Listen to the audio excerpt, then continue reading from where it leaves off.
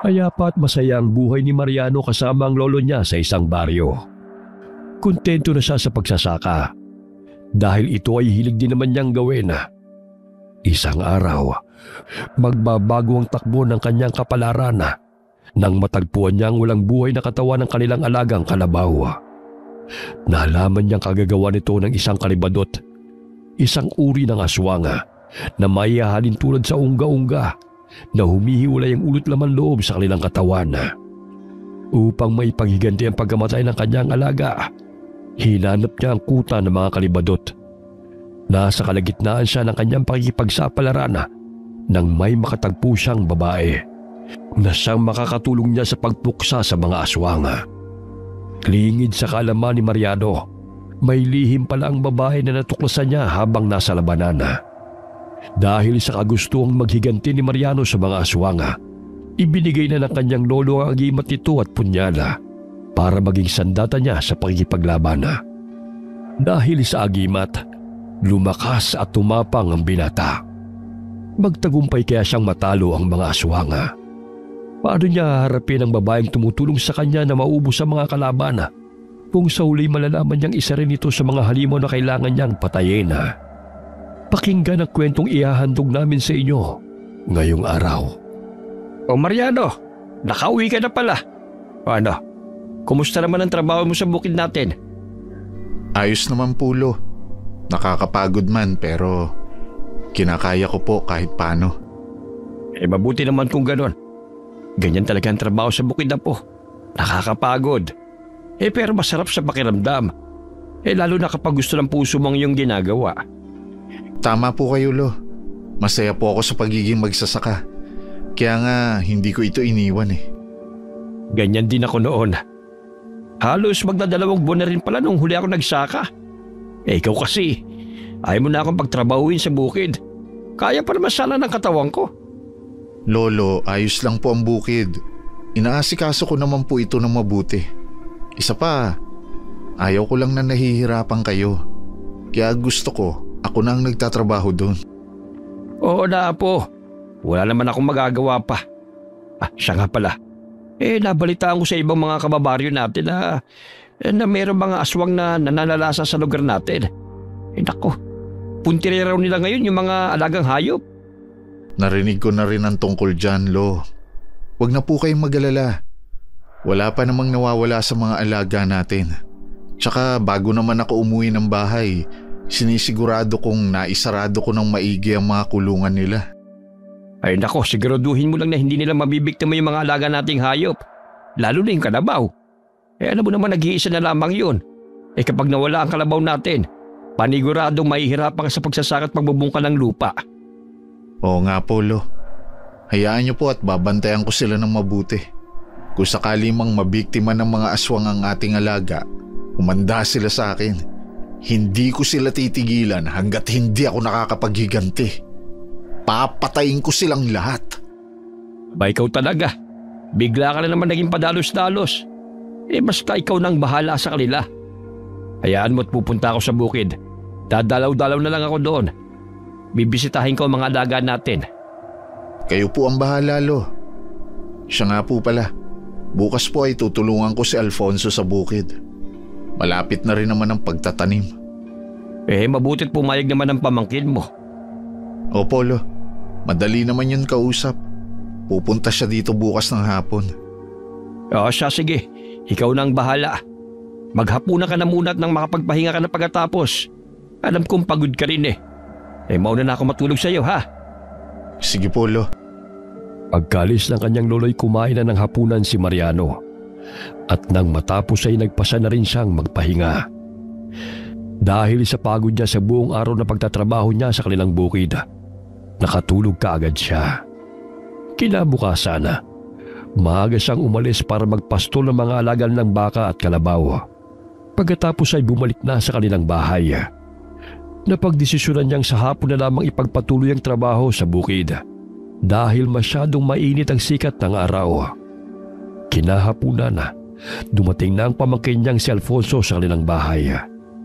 Isinama niyang binata sa pagpunta sa bukid para tulungan siya sa gawain doon. Lo, Aalis po muna kami ni Alfonso. Pupunta na po kami sa bukid. 3:00 na rin naman ng hapon. May tatapusin lang po kaming trabaho. Sige Apo, huwag mong kalilimutan ang sinabi ko sa'yo tungkol sa mga alaga nating hayop. Opo, Lo.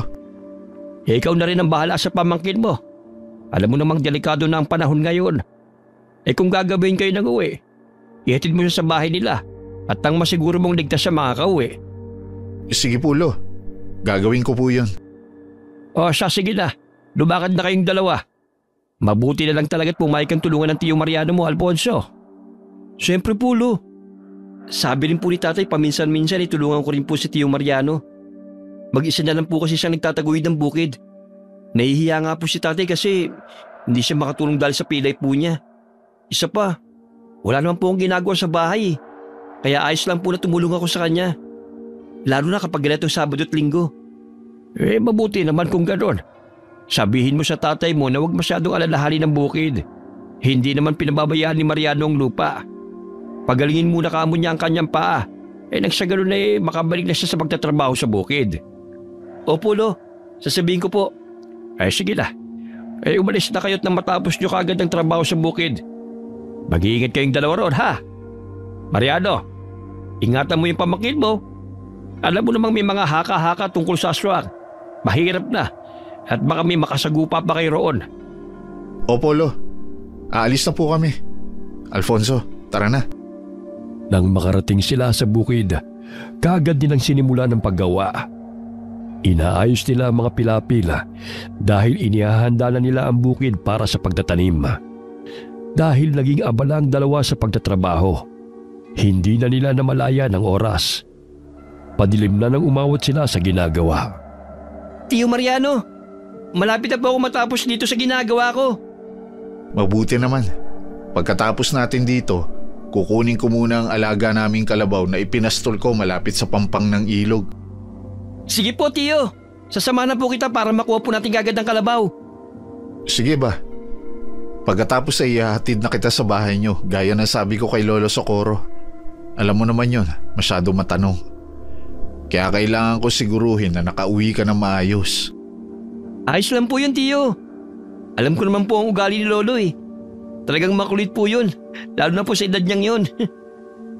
Sinabi mo pa. Magpahinga ka na muna sa kubo kapag natapos na yan. Hintayin mo ako doon at tatapusin ko lang din tong pilapil na inaayos ko. Tatawagin na lang kita kapag aalis na tayo. Sige po, Tio.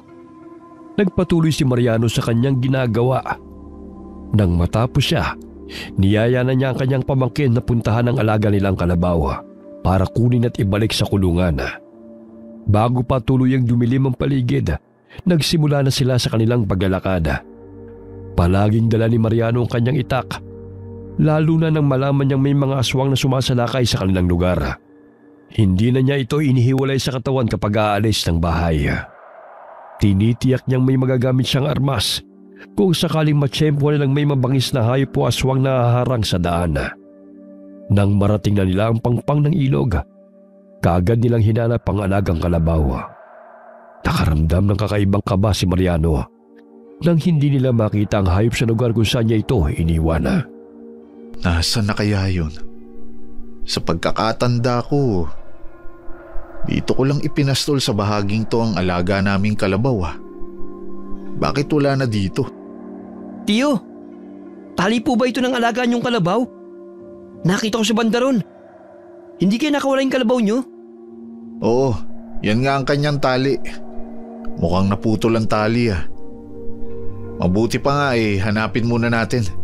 Sigurado akong nasa paligid lang din yon.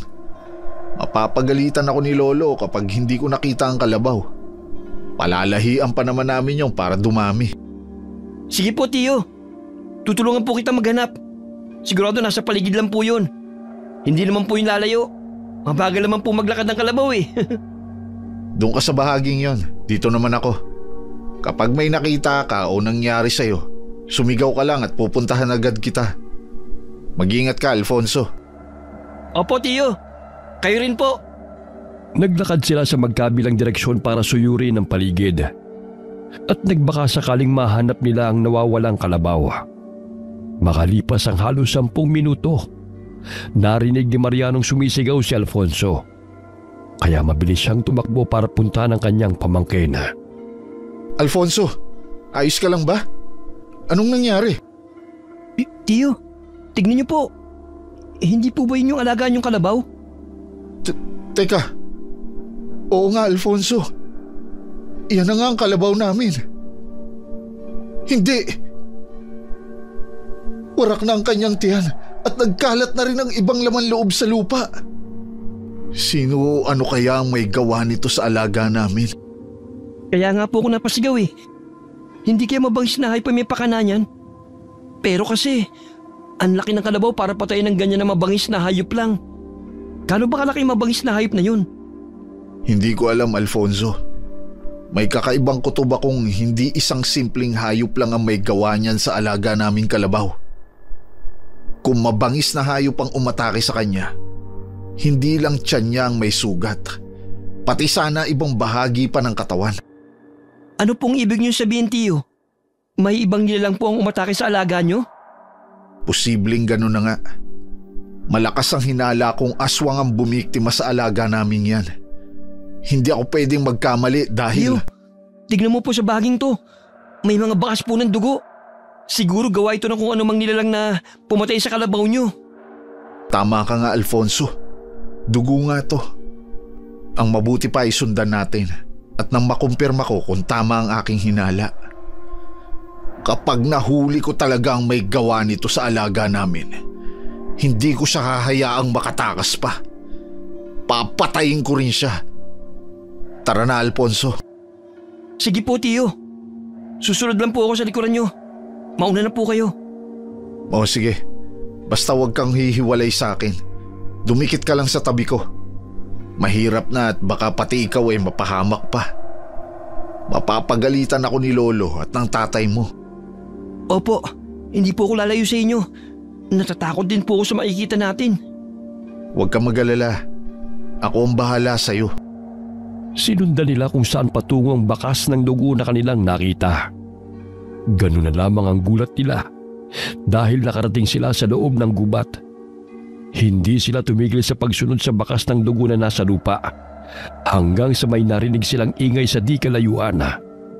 Nagtaka pa si Mariano dahil kakaiba ang ingay na naririnig nila. Katulad ito ng tunog ng tali na pinapaikot sa ere. Nagpasya silang alamin kung sino ang may gawa nun.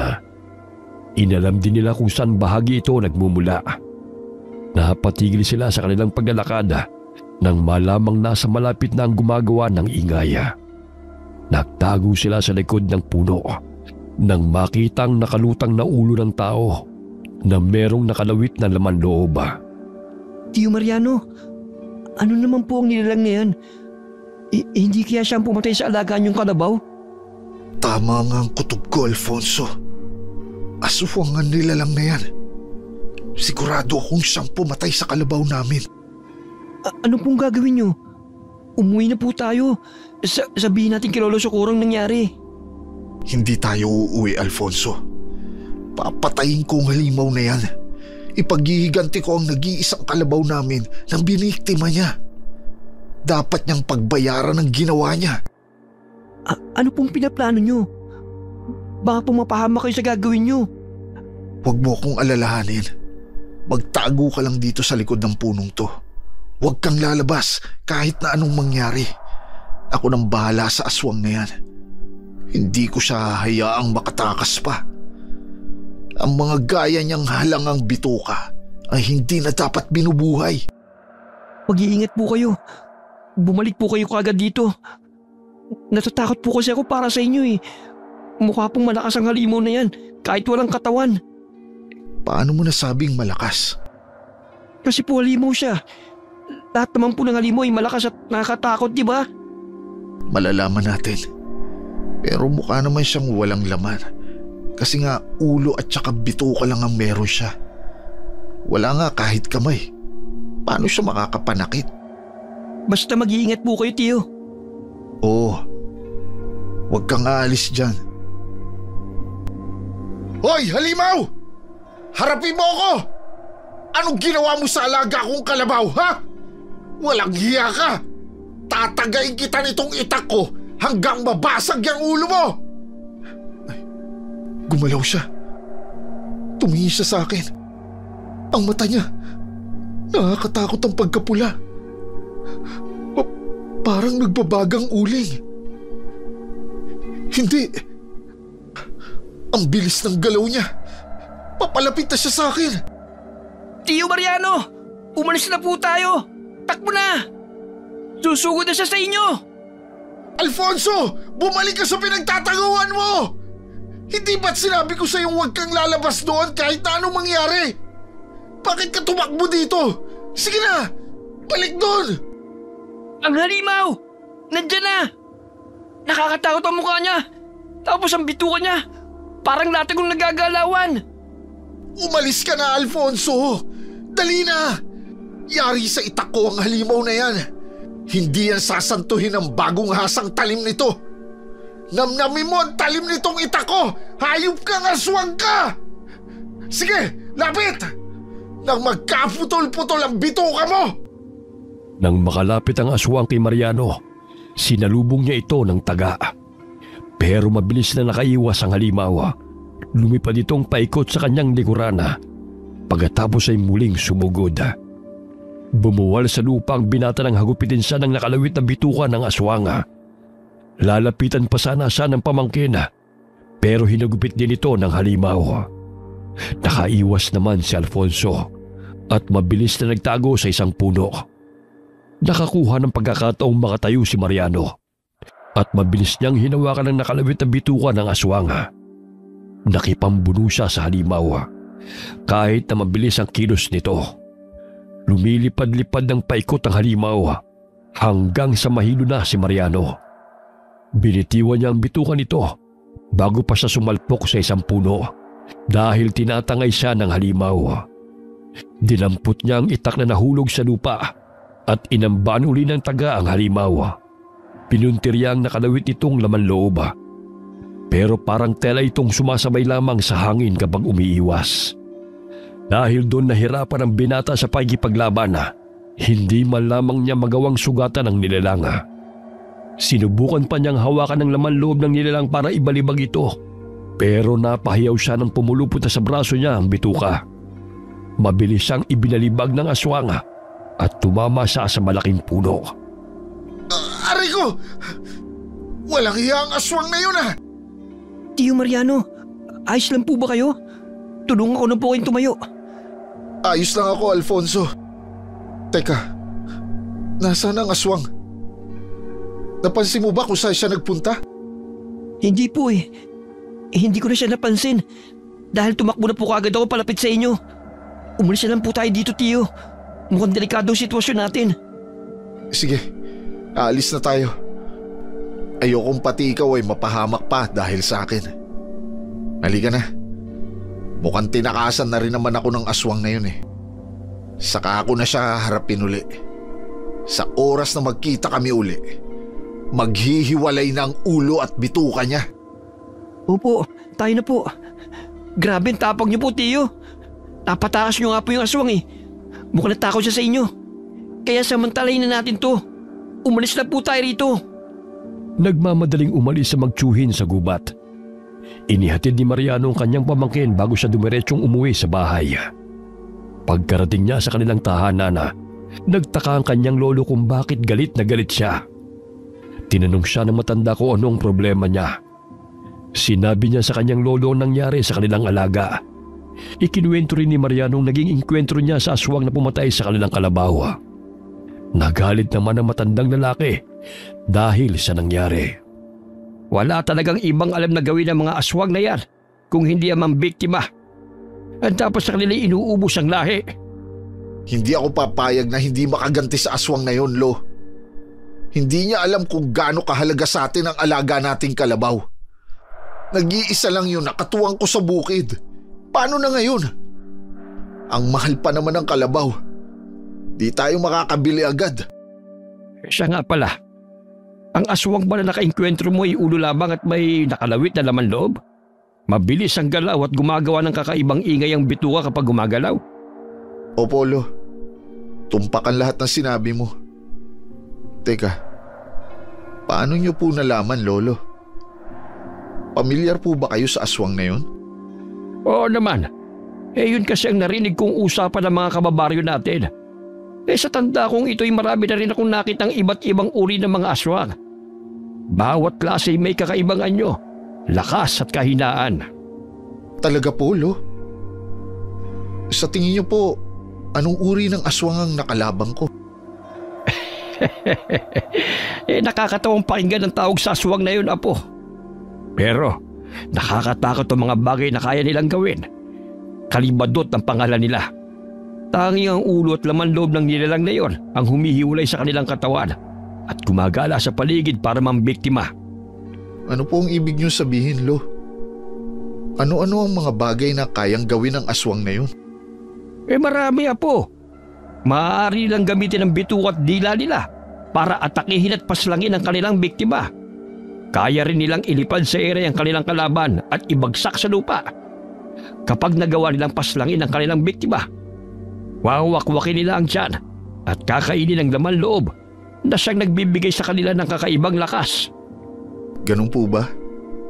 Paano mapapaslang ang mga katulad nila? Ano ang kahinaan nila, Lo? Puso. Puso ang kahinaan ng mga aswang na yon. Mapapaslang sila kapag sinaksak, dinukot, o kaya'y dinurog ang kanilang puso. Makikita mo sa kanila na labis nilang pinoprotektahan ng bahaging yon ng kanilang katawan. Dahil dito nakasalalay ang kanilang buhay. Isa pa, kapag hindi sila nakabalik sa katawan nila bago sumikit ang araw, mamamatay sila. Pero paano po makikita kung nasaan ang katawan ng mga kalibadot? Kadalasan ay sa mismong pinaglulunggan lamang din nila. Marami nagsasabing ibinababad ng mga kalibadot ang katawan nila sa suka nang hindi kaagad ito mabulok. Kapag natuntun mo ito, pwede mong budburan ang asin o kaya sunugin.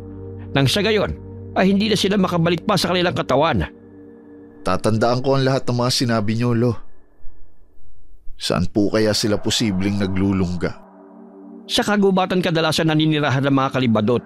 Sa katunayan, may balita noon na may kinukutaan ng mga aswang na yun sa kabilang nayon. Kung hindi ako nagkakamali, hanggang ngayon ay naroon pa rin sila. Hayaan niyo, Lo. Kapag nagkataon na may nakita akong kalibadot, hindi ako magdadalawang isip na patayin yun. Sa ngayon, maghapunan na muna tayo at nang makapagpahinga na rin po. Nagutom din ako dahil sa nangyari. Mabuti pa nga, Apo. Hindi mawala sa isipan ng binata ang nangyari sa kanilang alaga at maging ang pakikipaglaban niya sa aswang. Dahil din sa mga nalaman niya tungkol sa mga kalibadot, nakaramdam ng galit si Mariano. Isang takip silim na pagpasya ni Mariano na tunguhin ng gubat. Dala ang kanyang itak. Mag-isa siyang nakipagsapalaran upang alamin kung may kuta rin ng mga aswang doon. Nang makarating siya sa gitna ng gubat, may nakita siyang isang babae na nagpakilala sa kanyang si Asona. Ipinakilala rin ni Mariano ang kanyang sarili sa dalaga. Saan ka nakatira? Anong ginagawa mo dito sa gubat? Ngayon lang yata kita nakita rito. Sa bahaging yun ng bahay ko. Mag-isa lang ako namumuhay dahil wala na akong mga magulang. Nagpunta ako dito sa gubat para manguha ng suso na umaakyat sa puno. Paborito ko kasing ulam yun. Ikaw, bakit ka napunta sa gubat na to? Anong balak mo rito? Wala naman. Pupunta ako sa kabilang baryo kaya dito ako dumaan. Hahanapin ko ang kuta ng mga kalibadot doon dahil gusto ko silang harapin. Dito kasi mukhang wala silang kuta. Huwag mo nang ituloy ang pagpunta doon dahil delikado. Kapag nakarating ka na sa lungga ng mga kalibadot, baka hindi ka na makaalis pa ng buhay. May alam ka tungkol sa kanila? Alam mo ba kung saan sila nagkukuta? Alam kong isa sila sa maraming uri ng mga aswang. Kakaiba rin ang mga nilalang na yun kung ikukumpara sa ibang aswang. Mas maigi pang bumalik ka na sa bahay nyo at huwag nang tumuloy. Mapapahama ka lang kapag nagpatuloy ka pa. Hindi! Kailangan ko silang harapin. Pagbabayaran nila ang ginawa nila. Sisiguraduhin kong mamamatay silang lahat. Manganganib ka lang dun, Mariano. Maniwala ka. Hindi sapat ang lakas mo para harapin ang mga aswang na yun. Wala ka pa sa kalingkingan ng kakayahan nila. Bakit alam mo ang tungkol sa mga kalibadot? Minsan mo na ba silang nakaharap? Oo. Ilang beses ko na rin sila nakasagupa. Ilang ulit na nakita. Sila ang pumatay sa mga magulang ko. Hindi ko sila mapapatawad. Wala akong pakialam kung marami sila. Hindi ako uuwi. Tutuloy ako sa kuta nila. Uubusin ko ang lahat ng aswang na naroroon. Hindi nagpapigil si Mariano kay Asona kahit na binalaan siya ng dalaga. Dahil sa labis na galit niya sa aswang na pumatay sa kanilang alagang kalabaw, ginusto niyang makapaghiganti. Nagmadali siyang puntahan ng kabilang nayon upang hanapin ang pinagkukutaan ng mga kalibadot. Lingid sa kaalaman ni Mariano, nakasunod pala sa kanya si Asona na may dala ring itak. Hindi man lamang naramdaman ng binata ang pagsunod ng babae sa kanya dahil maingat din si Ason sa kanyang mga galaw. Nang makarating siya sa kabilang baryo, sinuyod niya ang kagubatan. Hindi nga siya nabigong makita at matuntun ang kuta ng mga aswang dahil sa ginagawang ingay ng mga bituka nila. Nagmatsyag pa siya sa paligid at nang makita niya nagsisilabasan na mga nilalang, hindi na nagdalawang isip pa si Mariano na sumugod. Maya-maya'y nakita niyang may isang kalibadot na pasugod sa kanya. Uunahin na kita! Humanda ka! Mukhang gusto mo nang tapusin ang buhay mo. Ikaw na ang kusang lumapit, ha? Mariano! Sa likuran mo! Natigilan si Mariano nang malaman niyang boses ni Ason ang narinig niya. Napalingon siya sa dalaga at napakunot noon nang makita niya ang babae. Nang lingunin niyang sinasabi ni Ason, nakita niyang may mga pasugod na aswang, kaya inunan niyang labanan ang mga ito. Ason, bakit ka narito? Sinundan mo ba ako dito? Hindi kita pwedeng pabayaan lang, Mariano. Alam kong kakakilala pa lang natin. Pero nakukonsensya akong hayaan kang mag-isa. Delikado ang mga aswang at baka ikamatay mo pa ang pagsugod sa kanila. Kailangan ko silang mapatay at nang maipagiganti ko ang alaga ko. Hindi ko mapapalampas ang kanilang ginawa. Kailangan na nating makaalis dito, Mariano. Ikaw na lang ang umalis, Ason. Hayaan mo na lang ako dito. Kaya ko ang sarili ko. Bumalik ka na. Sinugod ng dalawang aswang si Mariano. Dahil dito nilabanan niya ang mga ito at sinikap na huwag malagay sa alanganin. Nangamba rin si Asona dahil may naririnig siya mga ingay sa paligid. Hindi nagtagal, may nakita siya mga aswang na papalapit sa kanila. Dumadami na sila, Mariano. Umalis na tayo dito. Mariano! Bitiwan niyo ako! Hayop kayo! Kapag nakawala ako sa pagkakapulupot ng bituka niyo, tatagtarin ko kayo ng pino! Aray! Bitiwan niyo siya! Nagpatuloy ang pakikipaglaban nila Mariano at Ason sa mga kalibadot. Nagtulungan sila hanggang natanong ni Ason na may mga aswang pang paparating sa kanilang kinaroroonan. Napansin ng binata na nagbabaga ang mga mata ng dalaga. Pero dahil na rin sa pagiging abala sa pakikipaglaban, ipinagsawalang bahala niya ang tungkol doon. Pinagsabihan ng babae si Mariano na umatras na sila dahil hindi nila makakaya ang mga paparating pang mga kalibadot. Nagmatigas naman si Mariano at nakipaglaban pa siya sa mga aswang. Sa katagalan, nagawa siyang sugatan ng mga halimaw at tumilapon ang binata matapos siyang ibalibaga. Aray ko! Papatayin kitang hayop ka! Kapag nakatayo ako dito! Mariano, hayaan mo na siya. Hindi mo na kaya. Puro sugat na ang katawan mo. Ang sakit na sugat ko. Kailangan kong makatayo.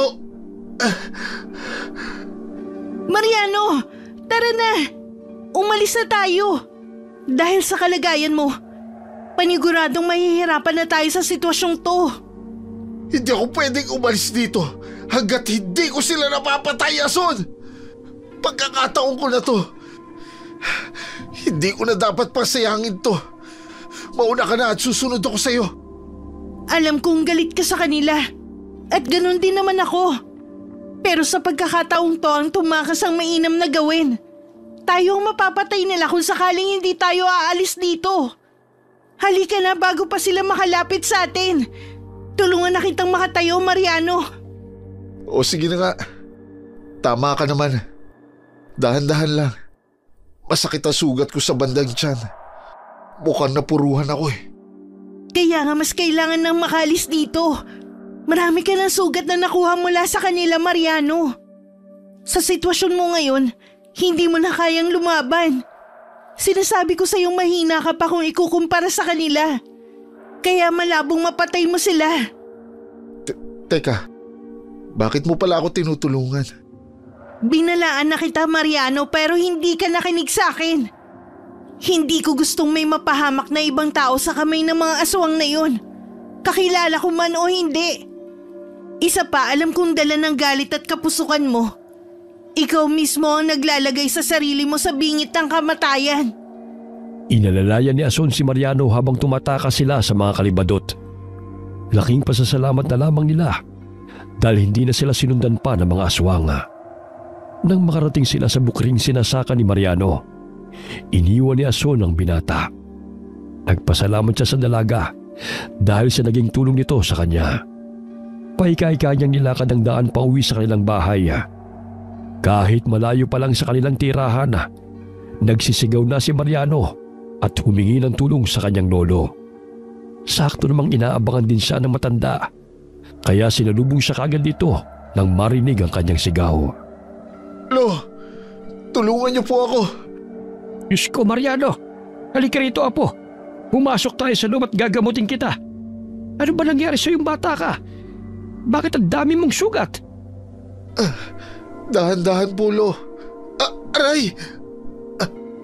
Sige, pumiga ka riyan at kukuha lamang ako ng mga gagamitin ko para gamutin ka. Saglit lamang. Opo. O ito, sandali at pupunasan ko muna ang mga sugat mo. Tiisin mong sakit, apo, ha? Aray ko, Lo. Dahan-dahan po. Ano bang nangyari sa'yo? Huwag mong sabihin sa akin na sumugod ka sa kuta ng mga kalimadot. Ginawa ko nga po yun, Lo. Akala ko makakaya ko sila dahil sa mga nalalaman ko mula sa inyo. Nagkamali pala ako, Lo. Mabuti na lang at nakatakas ako. Hindi nga ako nagkamali sa kutob ko may balak ang punta ng lungga nila. Ang mali ko lamang ay hindi kita pinigilan. Kaya umabot ka sa ganito. Alam ko hindi pa sapat ang lakas mo. At nagkamali ako dahil hindi kita binalaan tungkol doon. Ano pong ibig niyo sabihin, Lo? Bakit po ninyo nasabi na kulang pa ang kakayahan kong labanan sila? Hindi sapat ang abilidad ng isang normal na taong tulad mo para kaharapin ang mga kalibadot. Hindi rin sila basta-basta mga nilalang. Ibabagsik sila at hindi madaling matalo. Kahit alam mo pa ang mga bagay na makakapatay sa kanila, nilagay mo sa panganib ang buhay mo, Mariano. Wala akong pakialam, Lo. Ang gusto ko lang ay makaganti sa mga aswang na yon. Hindi biro ang ginawa ng kalahi nila sa alaga natin, Lo. Nag-iisang kalabaw lang natin yun. At malaki ang tulong nun sa atin. Kahit na, inilagay mo sa peligro ang buhay mo. Sumugod ka rin ng wala kang alam sa pakikipaglaban. Umatake ka rin ng hindi ka handa. Ay tignan mo nangyari sa'yo ngayon. Hindi ako titigil hanggat hindi ko sila nagagantihan, Lo. Magpapagaling lang ako at babalikan ko silang lahat. Salot sila sa buhay natin at maging sa ibang tao. Tatapusin ko lamang ang panggagamot sa'yo. May mahalagang bagay akong ibibigay sa'yo. Alam kong makakatulong sa'yo mga yon kung nais mo talagang lipulin ang mga aswang at maipaghiganti ang ating kalabaw. Ano po ba ang mga bagay na yun, Lo?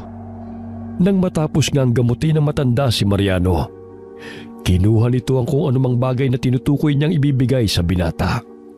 Ganun na lamang ang pagkamangha ni Mariano nang iabot sa kanya mga bagay na yun. Nakaramdam ng pananabik ang binata dahil unang beses din niyang mahawakan at makita ito. Ito ang medalyon ng trespe ko. Ito ang sinasabi kong ibibigay ko.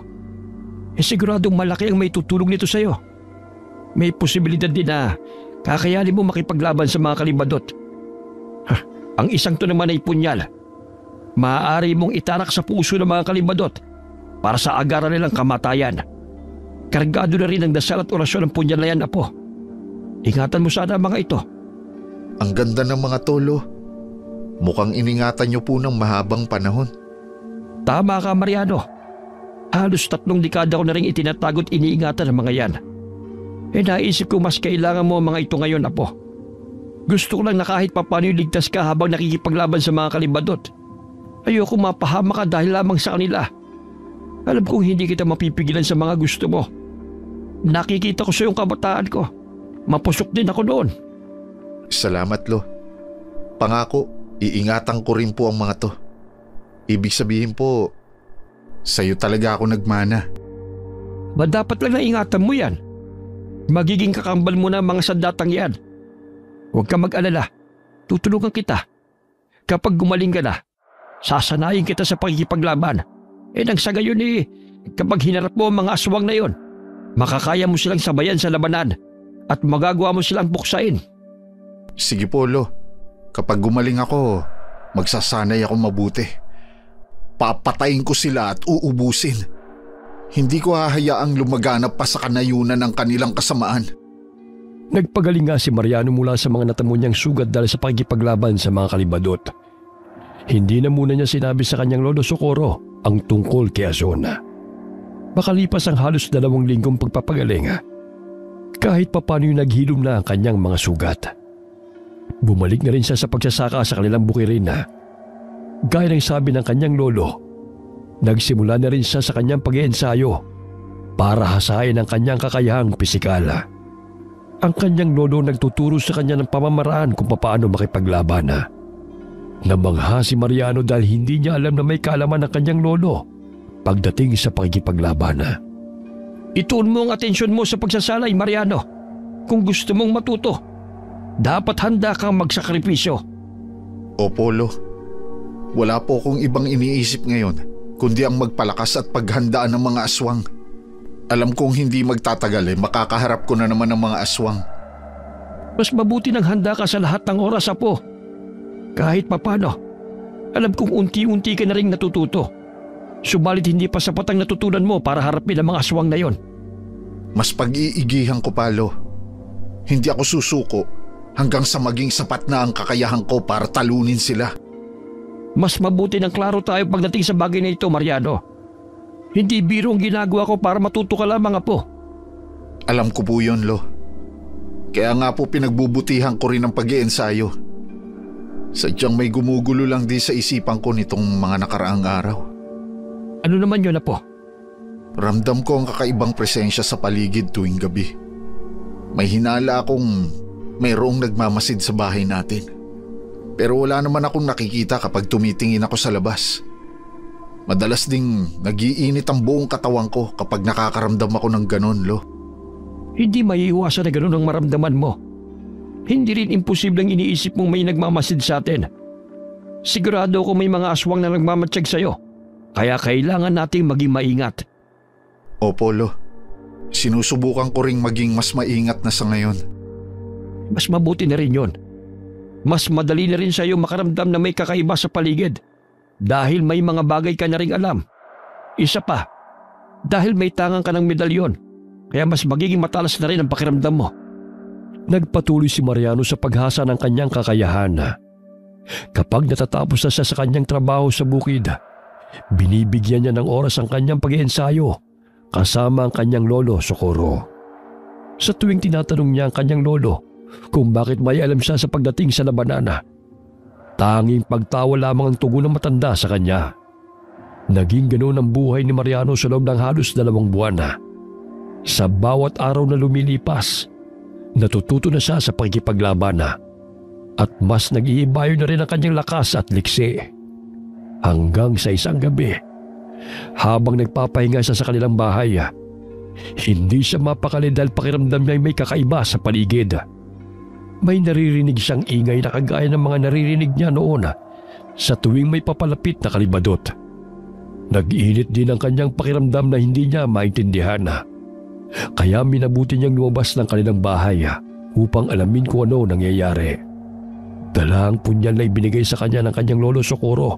Sinuyod niya ang paligid. May nakita siyang 2 kalibadot na umaaligid. Hindi nga ako nagkamaling nandito kayo. Ang lakas ng loob niyong pumunta dito. Humanda kayo. Dudurugin ko ang puso at ulo ninyo. Mariano, ano nangyayari dyan sa labas? Bakit ka sumisigaw? Pagpipira-pirasuhin ko kayong mga aswang. Apo, sandali lang. Tutulungan kita. Lalabanan nating 2 mga aswang na yan. Huwag na po, Lo. Kaya ko na po to. Diyan na lang po kayo sa loob ng bahay. Huwag na kayong lumabas. Kahit natutol si Mariano na lumabas ng bahay si Lolo Socorro, pinuntahan pa rin siya ng matanda dala ang itak.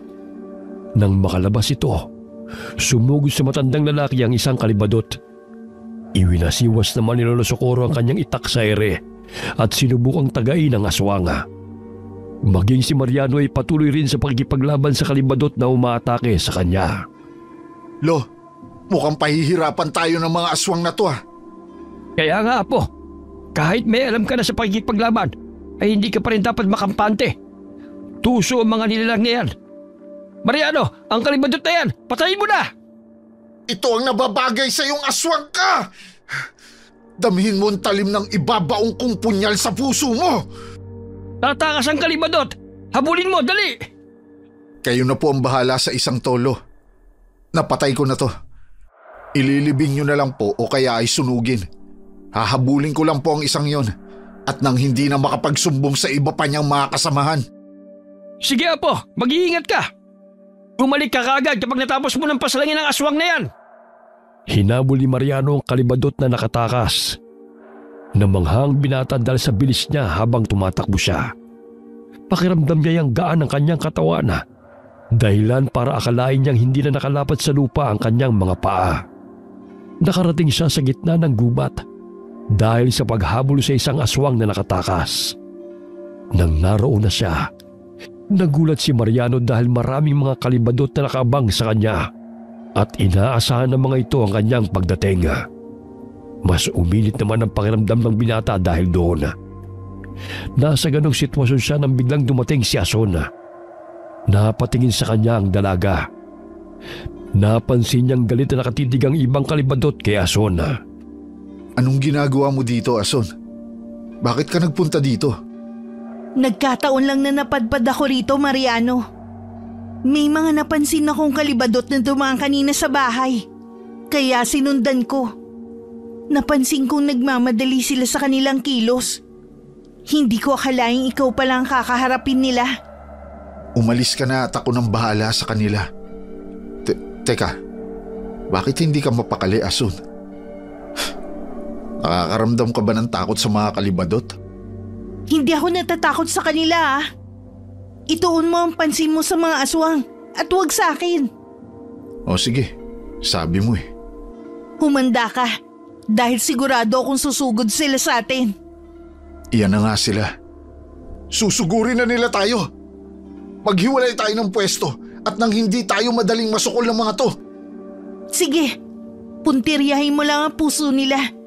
Sigurado naman akong alam mo ang tungkol doon. Napatango si Mariano sa sinabi ni Asona. Sumigaw siya para bantaan ng mga aswang para sa buhay nila. Napahiyaw din si Asona dahil sa matinding galit niya sa mga kalibadot. Nang magsimula ng sumugod ang mga aswang sa kanila, nilabanan nila ang mga ito ng buong tapang. Inihanda ni Mariano ang kanyang punyala. Hinatak niyang nakalawit na bitukan ng isang aswang. At nang itatarak na sana niya ang punyala, pilit namang nagpumiglas ang halimaw. Nagtaka ang binata dahil bigla na lang natakot ang aswang nang makita siya ng malapitan. Nang mabitiwan niya ito, mabilis na tumakas ang halimaw. Gusto pa sanang sundan ni Mariano ang mga ito, pero pinigilan siya ni Ason. Mariano, tumigil ka! Huwag mo na silang habulin! Hindi sila dapat makatakas. Hindi ko pa sila nauubos. Wala pa nga akong ginagawa eh. Bakit parang natakot sila? Dahil kaya sa punyal ko na to? Patalim lang naman to ah. Nakakatakot ba to? Bahala ka, Mariano. Kung gusto mo mapahamak tulad na nangyari sa'yo noon, gawin mo ang gusto mo. Ang tigas talaga ng ulo mo. Hindi ka nag-iisip. Hindi sila takot. Baka mamaya pinapasunod ka talaga nila. Tapos may inihanda silang patibong sa'yo sa lugar na yon. Huwag ka nga magtapang-tapangan. Nag-iisa ka lang. Kumpara sa kanila na isang buong lahi ang nakaabang sa'yo. Saglit na natigilan si Mariano dahil sa sinabi ni Asona. Pilit naman niyang pinakalma ang sarili habang inihahatid ng tanaw ang mga kalibadot. Hindi mo ba naiisip na kung hindi ko sila susundan ngayon, posibleng mas lalala pa ang sitwasyon? Kaya ko rin naman silang harapin sa pagkakataong to. Alam kong makakaya ko silang talunin. Kung yan ang paniniwala mo, sige, sundan mo sila. Ang masasabi ko lang sa'yo, hindi sa lahat ng oras galit mo ang paiiralin mo, Mariano. May tamang oras para sa lahat. Tamang oras din naman ngayon ah. Bakit nga ba ako nakikinig sa'yo? Sana kung nahabol ko na sila, baka nagawa ko na silang patayin. O bakit hindi ka nga tumuloy? Eh di sana sa mga oras na to pinagtutulungan ka na nila. Baka nga namatay ka na sa mga kamay nila ngayon. Hindi mangyayari yon, Ason.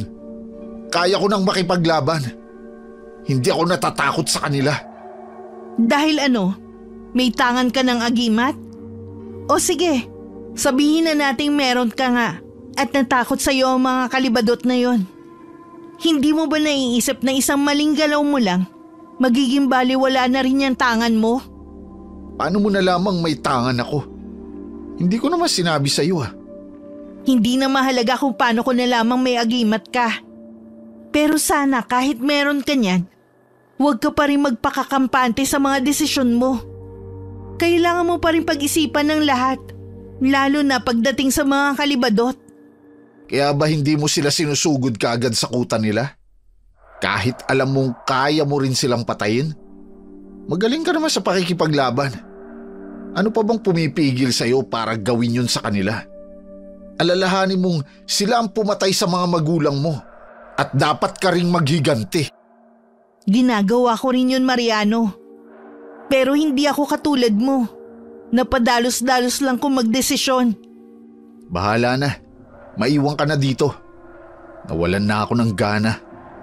Mas pinili na lamang ni Mariano na umuwi sa kanilang bahay. Napaisip din siyang tama si Ason sa kanyang mga sinabi.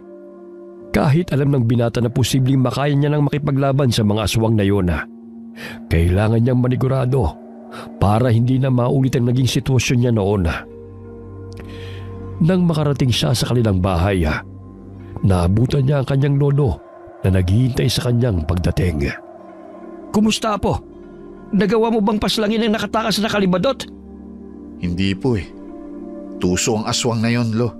Dinala niya ako sa gitna ng gubat kung saan maraming mga kasamahan niya ang nag-aabang doon. Marahil plinano nilang pagtulungan ako. Ibig sabihin ay nakipaglabang ka sa ibang mga kalibadot na naroon sa gitna ng gubat? Ano nangyari? Nagawa mo bang paslangin silang lahat? Hindi po, Lolo. Nagtataka nga ako dahil nagsialisan sila. Mukhang natakot yata kaya nagsitakas. Marahil nalaman nilang may tangan kang medalyon. Isa pa, baka naisip nilang may kaalaman ka na sa pagkipaglaban. Hindi tulad nung una kanilang makainkwentro. Baka nga po ganun, Lo. Mas maigi na rin matakot sila sa akin nang sa ganun ay isipin nilang hindi nila ako basta-bastang matatalo. Sisiguraduhin kong sa susunod na makaharap ko sila, magagawa ko ng pag-ubos sa lahi nila. Darating din ang panahong yun, Apo. Sa ngayon mas mabuti pa siguro magpahinga na muna tayo. Sige po, Lo. Medyo napagod din po ako sa pakikipaglaban eh. Sige na, pumasok ka na sa silid mo at magpahinga ka na. Habang nagpapahinga ang binata sa kanyang silid, hindi mawala sa isipan niya si Ason. Nagtaka siya kung bakit napakagaling ng babae sa pakikipaglaban at halatang sanay ito makipaglaban sa mga kalibadot. Isa pa sa iniisip ng binata, bakit sa tuwing nalalagay siya sa ganong sitwasyon ay sumusulpot si Ason. Sinasamahan pa siya sa tuwing ramdam ng dalaga na may panganib siyang kinakaharap. Dahil mas gustong palakasin ni Mariano ang kanyang sarili, minabuti niyang ipagpatuloy ang pag-iensayo pagkatapos niya magtrabaho sa kanilang bukid. Nagpasya rin ang binata na magmatsyag sa kanilang bukirin tuwing gabi, lalo na't may mga alaga pa silang bakang naroroon. Lo, gusto ko lang na magpasalamat dahil sa ibinigay niyong medalyon sa akin. Dahil po dito, ramdam kong mas nadagdagan ang lakas at bilis ko. Lalo na kapag nakikipaglaban ako sa mga kalibadot. Nako apo, ayoko lamang na mapahamak ka. Kahit hanggat makakaya kong gabayan at tulungan ka, gagawin ko. Bawat araw na dumadaan, mas nadadagdagan ang kagustuhan ko na mapatay ang mga aswang. Wala pa mang nangyayaring pambibiktima sa ating baryo. Pero dapat hindi tayo makampante. Talagang dapat ay hindi tayo maging kampante sa panahon ngayon. Talamak na ang pambibiktima sa ibang baryo. Malamang sa mga susunod na araw dito na sila maghahasik ng lagim. Ha? Ibig sabihin, mas kailangan nating maging alerto. Baka hindi natin mamalayan na nandito na pala sila. Oo apo, siya nga pala. Kamusta naman ang pagmamatsyag mo sa bukirin natin at sa paligid tuwing gabi? May mga kalibadot bang umaaligid? Sa kabutihang palad, Lo, wala naman. Hindi po ako titigil sa pagmamatsyag at pagbabantay sa kanila. Alam kong hindi magtatagal. Aatake ang mga yun. Ikaw ang bahala, apo. Mas mabuti na rin nakakasiguro tayo sa kaligtasan natin. Palagi ka mag-iingat at maghanda ka sa posibleng paglusob nila. Opo, Lo. Sige po. Aalis na po muna ako. Pupunta ako sa bukid at magmamatsyag ako. May kutob po ako na baka may mangyaring kakaiba ngayong gabi. O sige apo, mag-iingat ka. Nang nasa bukirin na si Mariano, may natanaw siyang nilalang na mabilis na lumapit sa kulungan ng kanilang alagang baka. Kinutuban siya ng hindi maganda, kaya naging alerto ang binata. Hindi siya nagkamali na makumpirma niyang isang kalibadot ang nilalang na kanyang nakita. Tumakbo siya palapit sa halimaw at sinigawan niya ito para kunin ang atensyon. Pagkalingon ng nilalang sa kanya, nataranta ito at nagmamadaling umalis. Walang ibang naisip si Mariano kundi ang sundan yun. Dahil sa ginawa niya, nakarating siya sa gubat. Nagtaka pa siya nang hindi niya na makita ang nilalang na kanyang hinabol.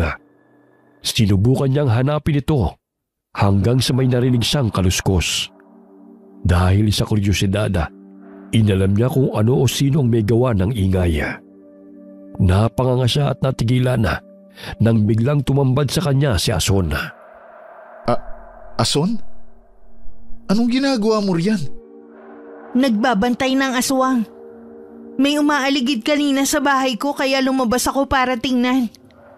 Nakita ko ang isang kalibadot. Sinundan ko kaya nakarating ako dito. Ikaw, anong ginagawa mo dito sa gubat? May sinusundan din akong kalibadot na mambibiktima sana sa alaga namin baka. Bigla ang nawala at hindi ko na alam kung saan nagpunta. Baka iisang aswang lang ang nakita natin. Siguradong nakalayo na yun ngayon, Mariano. Kaya nga hindi ko rin nasundan kung saang bahagi nagpunta. Ayos ka lang ba, Ason? Bakit balisa ka? Ayos lang ako. Huwag mo kong intindihin. Ganun ba? Siya nga pala. Ilang beses na tayong nagkikita at nagkakasamang makipaglaban sa mga kalibadot. Nagtataka na ako. Bakit ganun ka kagaling makipaglaban sa kanila? Gamay mo ang mga galaw nila. Ilang beses ko na sila nakaengkwentro noon. Isa pa minamatyagan ko sila. Kaya kahit papano, may alam din ako kung paano sila labanan. Talaga ba, Ason? Hindi kaya isa ka rin sa kanila? Kaya madalas kitang matsyempohan dito. Dahil kahit ikaw ay naglilibot para maghanap ng mabibiktima. Sino ka ba talaga, ha, Ason? Hindi Nagkataon lang ang lahat, Mariano. Hindi mo na dapat malaman kung sino talaga ako. Sige, sabi mo eh. Hindi maganda ang pakiramdam ko dito Ramdam mo rin bang may mga nakamasid sa atin? Nararamdaman ko rin sila. Ang mas mabuti pa maghanda tayo. At baka sumugod sila. Sandali. May mga naririnig akong ingay. Tingnan mo. May mga nilalang na mabibilis na gumagalaw banda ron. Sigurado ako mga kalibadot na yun na tumatakas. Tama ka, Mariano. Sila nga yan. Tatapusin ko na sila sa gabing to. Buo na ang loob ko sa bagay na yun. Saan ka pupunta, Mariano? Susundan ko sila. Pupunta ako sa kuta nila. Para sa akin, ito na ang tamang panahon para isagawa ang plano ko sa lahi nila. Pero hindi mo ba naisip na posibleng patibong lang to ng mga aswang? Wala akong pakialam kung patibong to o hindi, Asun. Hindi na ako makapaghintay na patayin ng mga aswang. Matagal na panahon na rin ang inaksay ako. Kaya hindi ko na patatagalin pa. Sige, sasama na lang din ako sa'yo, Mariano. Ikaw ang bahala, Asun. Sa pagkakataong to, wala na akong ibang naiisip kundi tapusin silang lahat. Bahala na kung ano ang mangyari sa akin. Mabilis na tumakbo sina Mariano at Asun papunta sa kinukutaan ng mga kalibadot, kung saan nanggagaling ang ingay na parang latigong inihahampas sa hangin. Nang malapit na sila, napansin kaagad nila ang mga aswang na pasalubong. Pinaghandaan naman ni Mariano ang bawat kalibadot na handang umatake sa kanila. Gamit ang kanyang itak at ang ibinigay na punyal ng kanyang lolo Socorro, pinupuntirya kaagad ng binata ang puso ng mga aswang. Dahil sa ginagawang yun ni Mariano sa mga kalibadot, ilan na sa mga nilalang ang nagawa niyang pabagsakin. Nagulat naman ang mga aswang dahil mas lalong lumakas at lumiksi ang binata. Kaya bawat pagsugod nila kay Mariano ay bakas ang takot sa kanilang mga mukha. Kahit ganoon, patuloy pa rin sila sa pag-atake sa lalaki. Sa gabing ito, matatapos na ang kasamaan ninyong lahat! Teka, nasaan si Azon? Bakit bigla siyang nawala? Alam ko, kasunod ko lang siya. Hindi kaya nasukol agad siya ng mga aswang? Mahinang babae. Akala ko pa naman ay talagang malakas siya. Di bale, kung napatay ka man ng mga kalibadot na to, ako nang bahalang maghiganti para sa iyo, Azon. Sandali. Ano yun? Bakit may isang kalibadot na kumakalaban sa kapwa niya, aswang? Hindi. Papalapit sa akin yung iba. Tutulungan kitang paslangin sila. Kung kailangan mo na saklolo, sumigaw ka lang. Teka, sino ka ba? Isa ka ring kalibadot tulad nila. Bakit mo tinatraidor ang mga kalahi mo? Hindi na mahalaga ang bagay na yun sa ngayon. Makipaglaban na muna tayo sa kanila.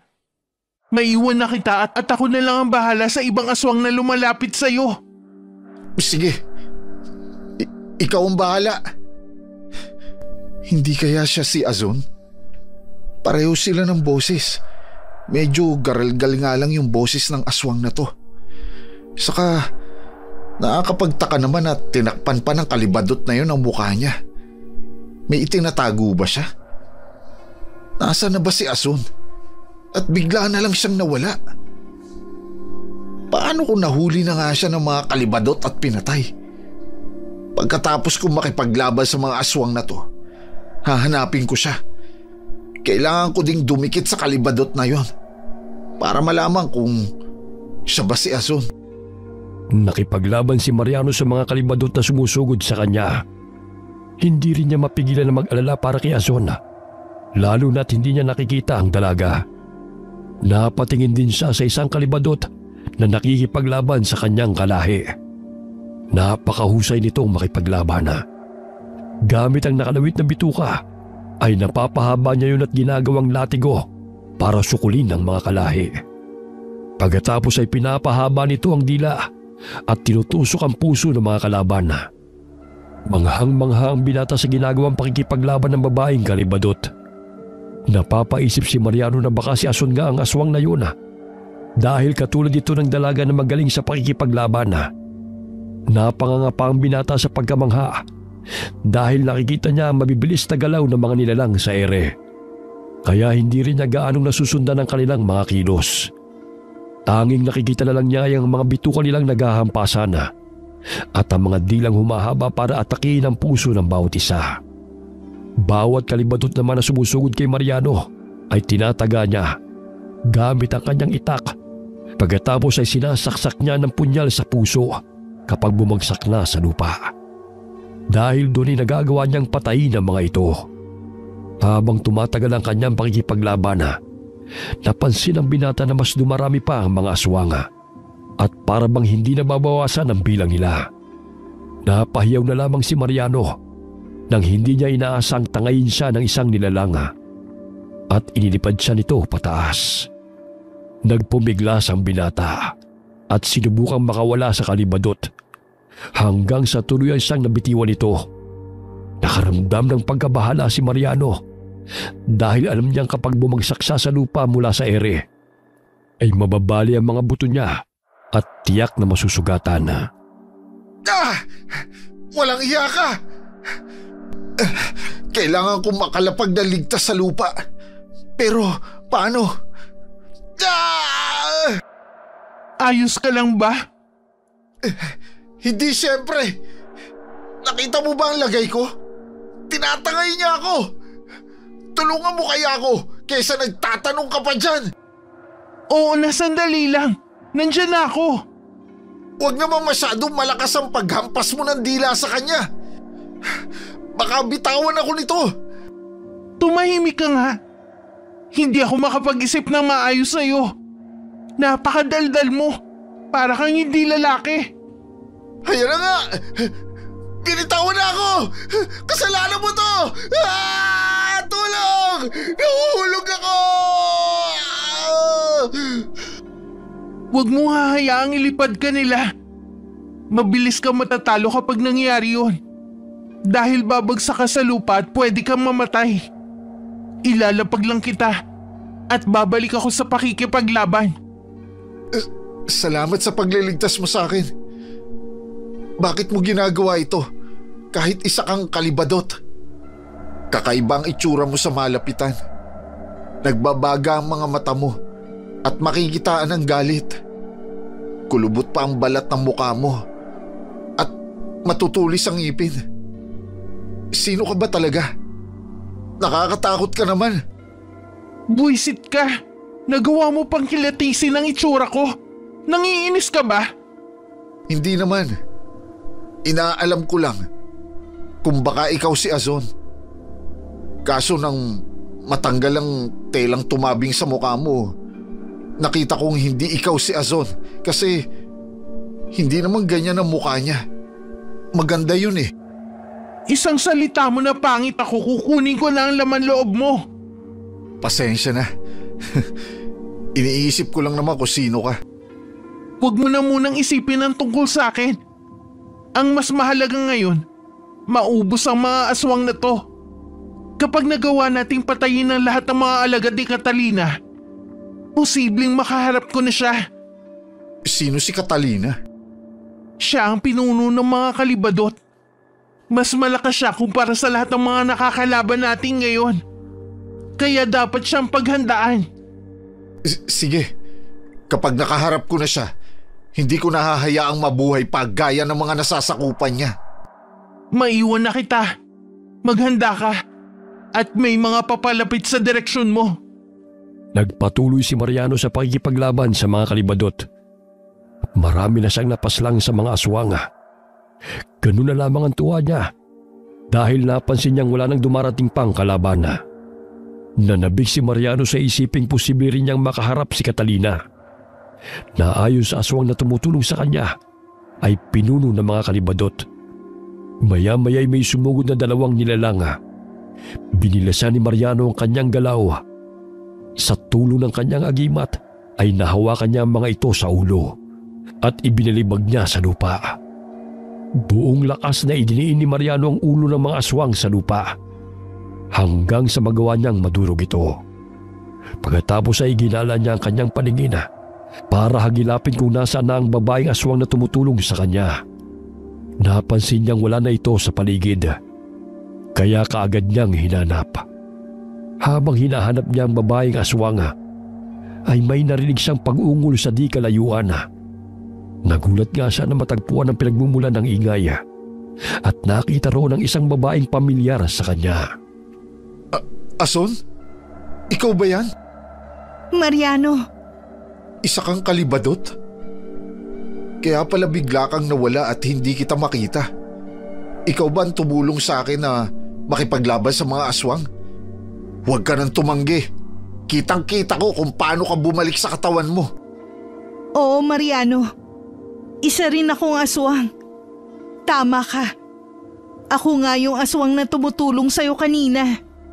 Bakit hindi mo na lang sinabi sa akin na kauri mo pala ang mga nilalang na gusto kong paghigantihan? Alam kong galit ka sa mga kalahi ko. Naisip kong kapag nalaman mong isa rin akong kalibadot, pati ako patayin mo. Nang hindi ko pa nagagawa ang plano kong makapaghiganti kay Catalina. Ang pinunong hindi ko kailanmang matatanggap dahil hindi siya karapat-dapat. Kaya ba sumasama ka sa akin tuwing nilalabanan ko sila? Dahil sa kanya? Tulad mo, gusto ko rin patayin ng mga kalahi ko. Dahil sa kanila, lalo na kay Catalina, kaya namatay ang mga magulang ko. Gusto ko rin gawin sa kanya ang ginawa nila sa aking ama't ina. Alam ko na ngayon kung bakit magaling kang makipaglaban sa mga aswang na yon. Ikaw, ano ba talaga ang dahilan mo? At bakit gusto mong patayin ang mga kalahi ko? Ano nagawa nila sa'yo? At bakit sobrang galit mo sa kanila? Pinatay ng isang kalibadot ang kaisa-isang kalabaw namin. Mahalaga ang hayop na yun sa aming buhay dahil katuwang namin ito sa bukid. Bukod pa doon, nanggugulo na rin sa mga kanayunan ng mga aswang. Kaya kailangan na rin nilang mawala para matigil ang kanilang mga ginagawa. Ibig sabihin, sa inyo ang kalabaw na nakapastol nun sa pampang ng ilog? Paano mo nalaman? Ikaw bang Patawarin mo ako, Mariano. Hindi! Pagbabayaran mo ang ginawa mo, Ason.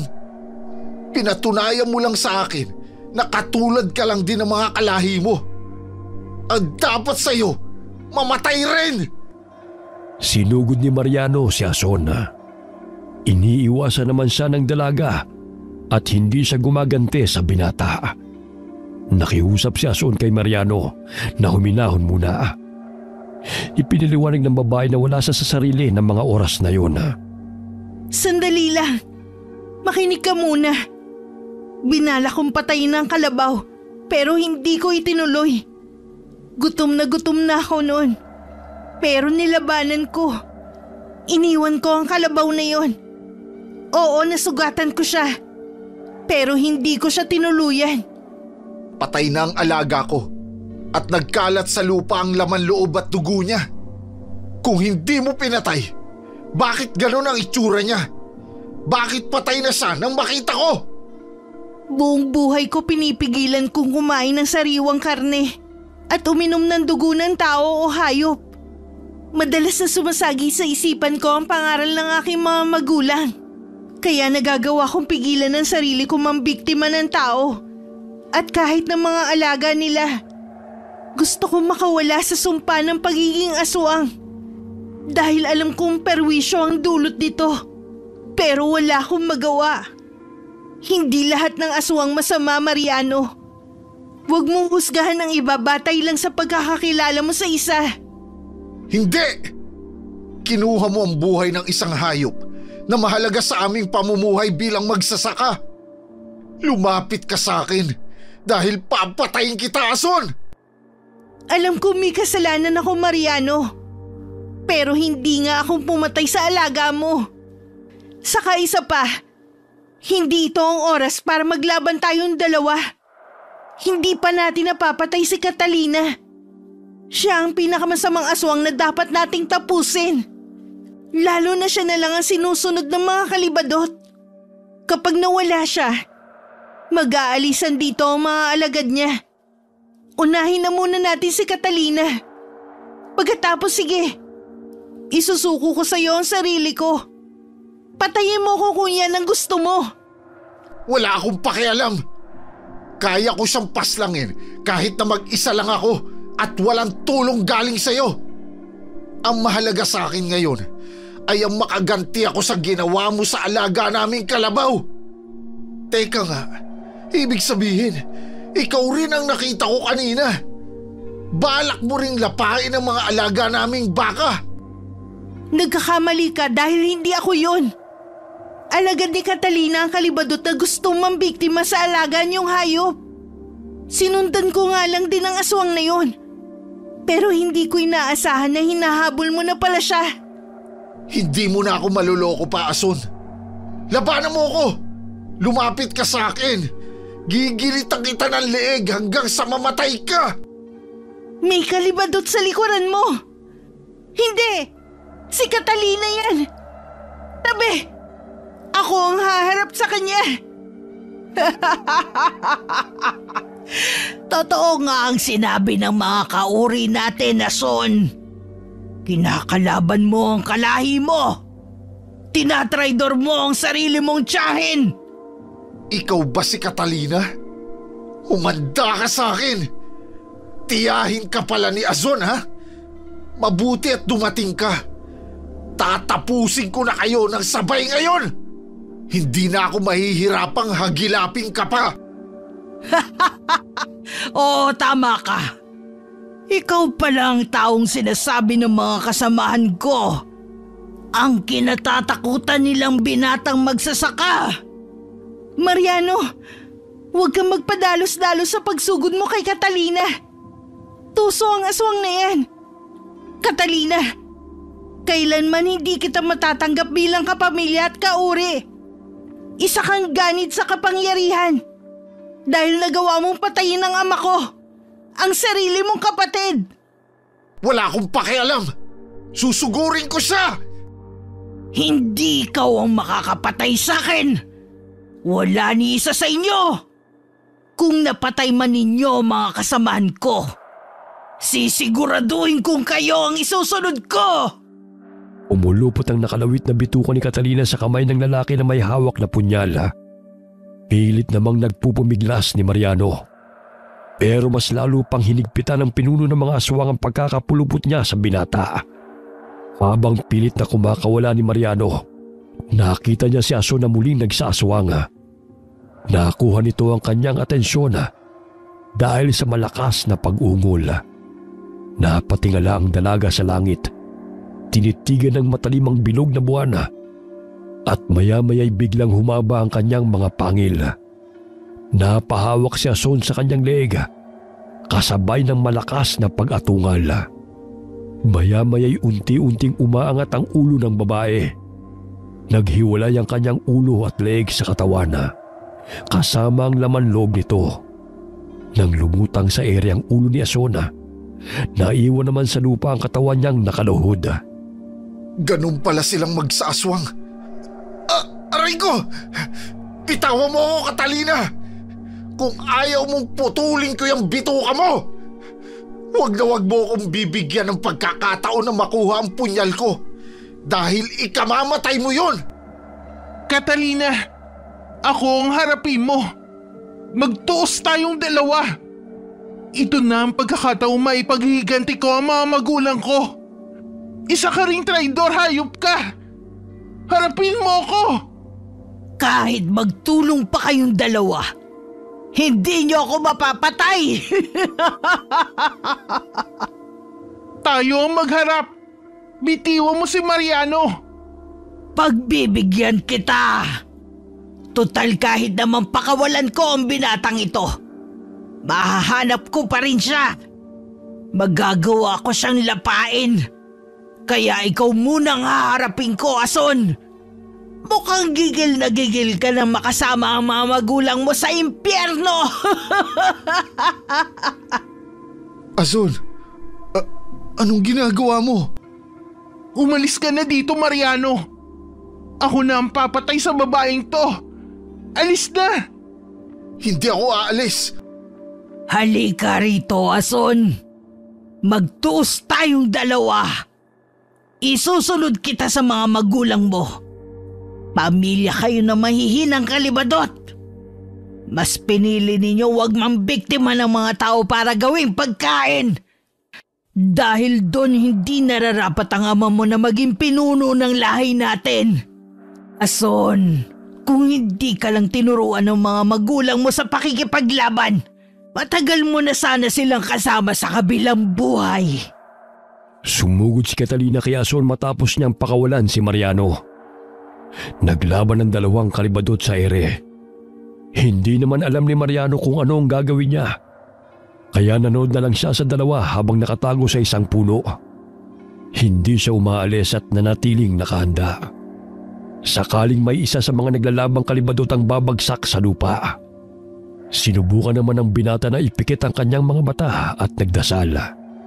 Humingi siya ng gabay sa kanyang tangang medalyona para patnubayan siya sa gagawing pakikipaglaban kay Catalina. Sakaling matalo nito si Ason. Nang tumagala, nakaramdam ng kakaibang init sa katawan si Mariano at naramdaman niyang nadagdagan ang kanyang lakas. Mas nagkaroon siya ng tapang na harapin ang pinuno ng mga kalibadot. Nang dumilat siya, saktong nakita niya kung paanong bumagsak sa lupa si Ason.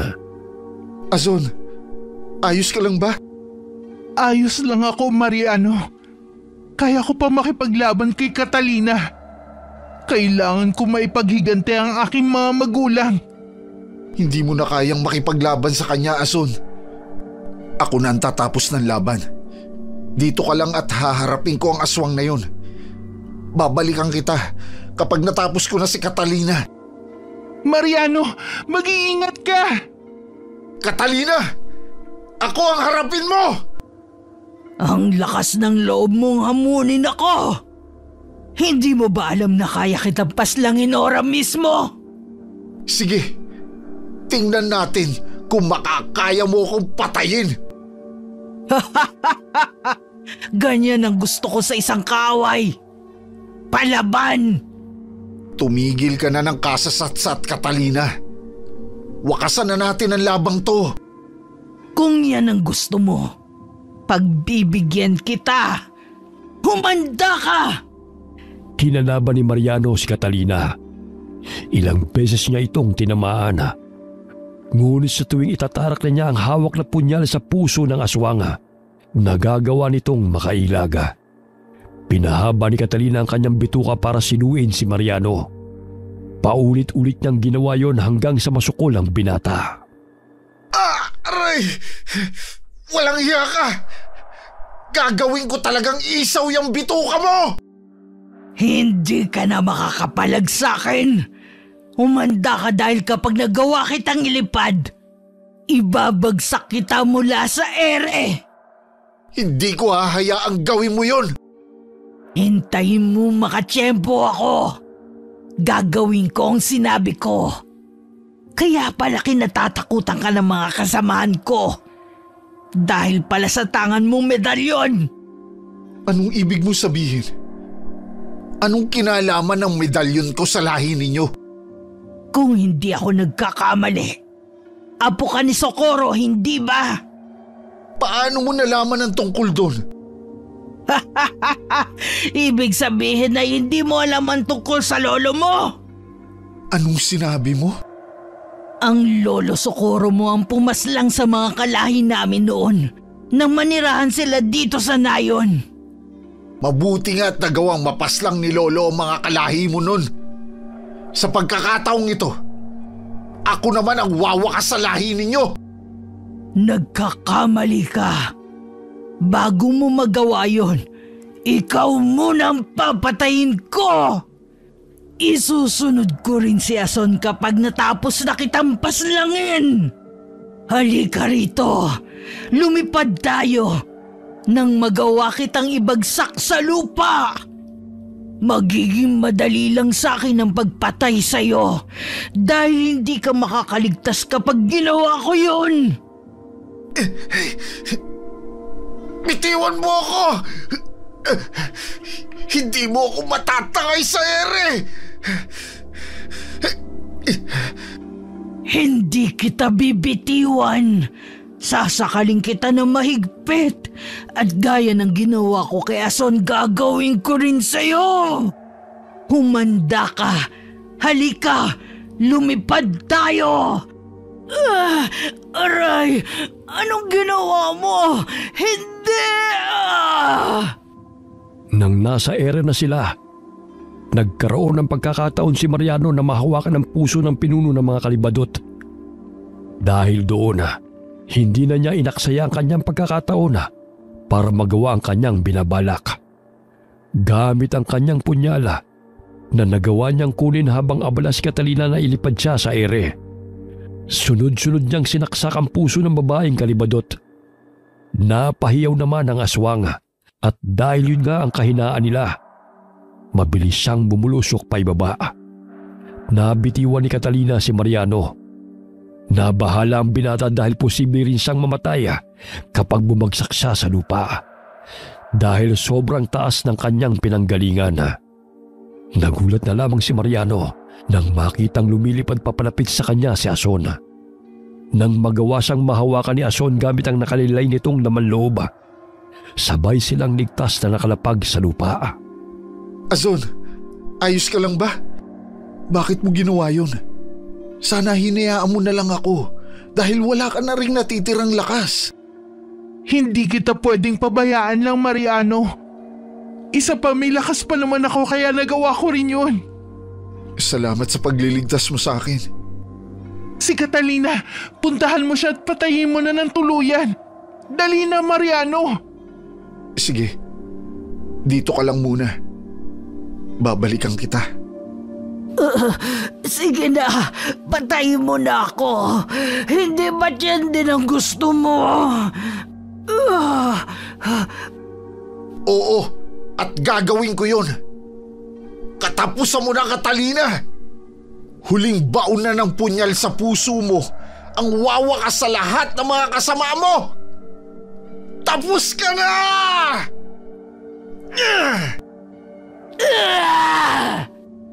Mariano, tulungan mo ako. Ason, anong gagawin ko? Anong nangyayari sa'yo? Itabi mo ang ulo ko sa aking katawan, Mariano. Sige, Ason. Maraming salamat. Ason, ito na ang katawan mo. Ilalapag na kita. Kitang-kita ni Mariano kung paano bumalik ang laman loob at ulo ni Ason sa kanyang katawan. Dahil sa sugat na natamo ng dalaga, nanghina ang buong katawan niya. Dahil patay na si Catalina, nagpasa silang puntahan ng kuta ng mga aswang matapos makabawi ng lakas si Ason. Nang marating nila ito, nagpasa silang sunugin yun. Maging ang katawan ng mga nilalang na sugatan ay isinama rin nila sa pagsunog para masiguro nilang wala nang mabubuhay pa sa kanila. Pero may ibang nakatakas pa rin. Pinigilan ni Ason si Mariano na sundan pa ang mga nakatakas. Dahil ayon sa dalaga, ay hindi na babalik ang mga ito. Nang matupok na ang kuta ng mga kalibadot, nagdesisyon silang lisanin ang lugar. Nangako naman si Mariano kay Ason na tutulungan siyang mawala ang sumpa ng pagiging aswang. Mariano, humihingi ako ng tawad sa nagawa ko sa alagaan niyong kalabaw. Galit ako sa ginawa mo, Ason. Pero hindi ibig sabihin nun ay hindi ko na kayang magpatawad. Isa pa, malaki ang naitulong mo sa akin sa pakikipaglaban sa mga kalibadot. Salamat. Pero hindi talaga akong pumatay sa kalabaw mo. Kaya nga lang wala akong ebidensya. Kaya hayaan mo na. Hindi ko na ilalaban pa. Pasensya na talaga. Pero masaya na ako ngayon. Naipaghiganti ko rin sa wakas ang mga magulang ko. Dahil yun sa tulong mo, Mariano. Wala na si Catalina. Kaya sigurado ako magiging tahimik na rin ang buhay mo. At maging ang buhay ng mga tao sa lugar na to. Siguro nga ay may rason kung bakit nangyari ang lahat ng to, Ason. Matutuwa si Lolo Socorro kapag nalaman niyang nagawa kong patay ng mga aswang na yun. Oo nga, panigurado yun. Dadalhin kita sa kakilala kong albularyo, Azon. Alam kong matutulungan ka niya. Magiging matagal man ang gamutan mo, pero baka magawa niyang matanggal ang sumpa sa'yo. At sabi mo, hindi ka pa nakakatikim ng sariwang karne at dugo, di ba? Oo. May pag-asa pa kayang maging normal na tao ako? Handa kong gawin ang lahat, Mariano, para maging isang normal na tao. Gusto kong mamuhay bilang isang karaniwang tao lang. Mahusay ang albularyo na yon. Matutulungan ka niya. Teka, kung hindi ka kumakain ng tao o hayop, paano ka nabubuhay?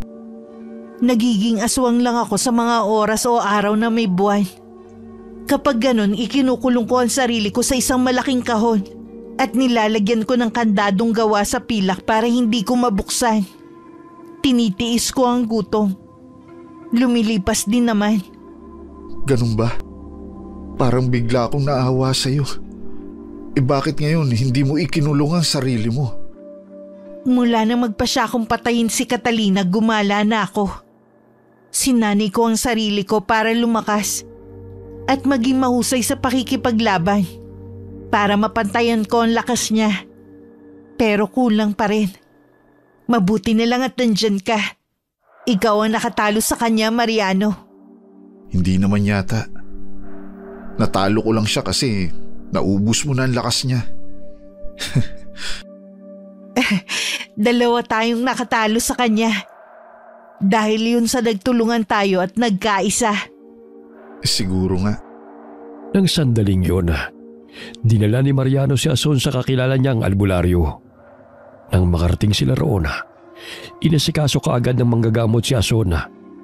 Nangako ang albularyo na gagawin ang lahat ng mga kaya niya para maalis ang sumpa ng pagiging aswang sa dalaga. Alam niyang malaki ang tsansa ni Azon na gumaling dahil sinabi ng babae na kahit na kailan ay hindi pa siya nakakatikim ng sariwang karne o dugo ng tao o kahit ng hayop. Naghanda ng isang basong tubig ang albularyo at dinasalan niya ito ng orasyon. Naghanda na rin siya ng palangganang may mainit na tubig para doon may luwa ni Azon ang binhi ng aswang na naging sanhi ng kanyang sumpa. Nang mapainom na ng albularyo sa dalagang isang basong tubig, naghintay sila ng ilang sandali. Pero nang walang naging epekto yun, minabuti ng albularyo na ibitin ng patiwarik ang babae. Tinalian niya si Azon sa paa, saka itinali sa haligay ng patiwarik. Pagkatapos ay pinagahampas ng albularyo sa likod at tiyan ng dalaga gamit ang walis tingting. Nagwala naman si Azon hanggang sa magsimula na siyang maduwal. Pinahiran pa ng albularyo ang tiyan ng dalaga gamit ang langis na may dasal. Dahilan para lalong mahirapan si Azon. Pero nakatulong ito sa pagpapalabas ng binhi ng aswang na nasa kanyang tiyan. Agad namang inilapit ng albularyo ang palangganang may mainit na tubig at itinapat yun sa bibig ni Azon. Makalipas ang ilang sandali, ay iniluwan niya ang binhi na kulay itim. Nang ilabot si Mariano sa kanyang nakita, kinuha ng manggagamot ang binhi at dinurog gamit ang kamao, kasabay ng pag-usal ng orasyon. Pagkatapos ay inalis na si Azon sa pagkakatali at pinagpahinga sa isang silid. Sinabi ng albularyo na ilang araw na gamutan pa ang kailangang harapin ni Azon hanggang sa tuluyan na siyang gumaling. Iniwan na muna ni Mariano ang dalaga sa pangangalaga ng albularyo para umuwi sa kanilang bahay. Lolo Socorro! May magandang balita po ako sa inyo. Mabuti naman at nakauwi ka na, Apo. Anong balita sa'yo? Ang tagal mong nawala. Nag-aalala na ako ng husto. Lo, nagawa na po naming patayin ng mga kalibadot. Nagawa ko rin pong patayin ang pinuno nila. Talaga ba, Apo? Magandang balita nga yan kung ganon. Kaya ba ngayon ka lamang nakauwi dahil doon? Opo, Lo. Sinugod ko po sila sa kanilang pinaglulunggaan. Marami po pala sila, pero natalo po namin sila. May ilan ding nakatakas, pero pinabayaan na po namin. Hindi na po siguro babalik ang mga yon dahil sa takot nila. Namin? Ibig sabihin may kasama kang nakipaglaban sa mga kalibadot? Ang totoo niyan, Lo, meron nga po. May nakilala akong isang babae. Siya po madalas ang kasama ko sa pakikipaglaban. Magaling po siyang makipaglaban. Madalas, natsetsempohan niya ako sa gubat na nakikipaglaban sa mga kalibadot. Kaya tinutulungan niya ako. Hayaan niyo, sa susunod po, ipapakilala ko na po siya sa inyo. Sige, basta ang mahalaga ngayon ay napaslang nyo na ang mga aswang. Kampante na rin tayong wala ng mananalasa o susubok namang biktima sa mga tao o hayop sa lugar natin. Oo nga po, Lo. Bakit hindi niyo po sinabi sa akin ang tungkol sa pakikipaglaban niyo noon sa lahi ng mga kalibadot na naninirahan dito? Nalaman ko na lang po sa mismong pinuno ng mga aswang ang tungkol sa inyo at sa ginawa niyo noon sa mga kalahi niya. Kaya pala simula nang mapasakin ang medalyon ng Tres Pico niyo at nalaman ng mga aswang, natakot na sila sa akin. Alam mo, wala rin akong balak na sabihin at ibigay sana sa iyong medalyon noong una. Pero dahil sa nangyari at nang makita kitang sugatan dahil sa mga aswang, doon ko naisip na ibigay na lamang sa iyo. Alam kong malaki ang may tutulong ng medalyon dahil sa pagnanais mong maubos sa mga aswang at hindi nga ako nagkamali. Salamat po, Lo. Ipinagkatiwala niyo sa akin ang medalyon at punyal na to. Pangako, hanggang sa nabubuhay ako, pangangalagaan ko ang mga ito. Mabuti naman kung ganoon. Masaya ako sa naging tagumpay mo, Apo. Hindi ako nagsisisi sa ginawa ko. Isa pa, napatunayan mo lang din na karapat-dapat ka dahil tulad ko noon, nagawa mo ring lipulin ang lahi ng mga kalibadot.